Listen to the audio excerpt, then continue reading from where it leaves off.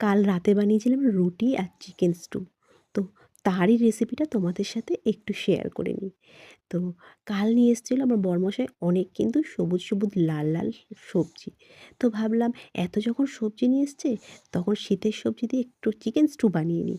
তো চিকেন তো ছিলই ফ্রিজে। তো চিকেনটা কাট করে নিয়েছিলাম আর সবজির মধ্যে নিয়েছিলাম গাজর, বিনস, ক্যাপসিকাম, মটরশুঁটি, টমেটো আর সামান্য আলু।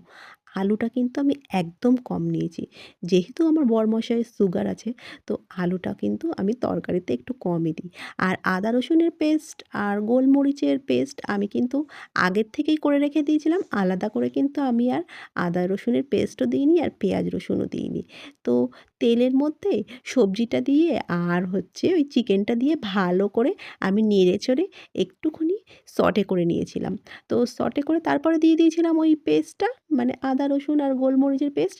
তারপরে কিন্তু আবার আমি শুকনো খোলায় নেড়ে রাখা সেই গোলমরিচের গুঁড়োটা, মানে সেই গোলমরিচের গুঁড়োটা বলতে শুকনো খোলায় নেড়ে রাখা গোলমরিচের গুঁড়োটা আমি এর মধ্যে দিয়ে দিয়েছিলাম। আলাদা করে আমি গোলমরিচের গুঁড়ো করে রেখেছিলাম। তারপরে নেড়ে চেড়ে আমি কিন্তু ওর মধ্যে গরম জল দিয়ে দিয়েছিলাম। গরম জল দিয়ে কিন্তু আবারও আমি খানিকক্ষণ নেড়ে নিয়েছিলাম। নেড়ে নিয়ে কিন্তু আমি এটা প্রেশার কুকারে কনভার্ট করব। তো প্রেশার কুকারটা তো রেডি করেই রেখে দিয়েছিলাম। প্রেশার কুকারের মধ্যে দিয়ে জাস্ট কিন্তু আমি ২ টো হুইসেল দেবো। ব্যাস আমার চিকেন স্টু রেডি হয়ে যাবে। আর চিকেন স্টুটা কিন্তু আমার রেডি হয়ে গেছে। অফ ক্যামেরায় নামিয়ে নিয়েছি।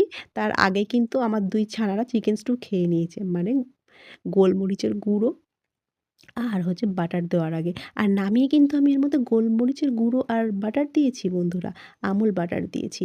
আর দেখো আমার কিন্তু চিকেন স্টু একদম রেডি। আর আজকে আমার চিকেন স্টুটা তোমাদের কেমন লাগলো?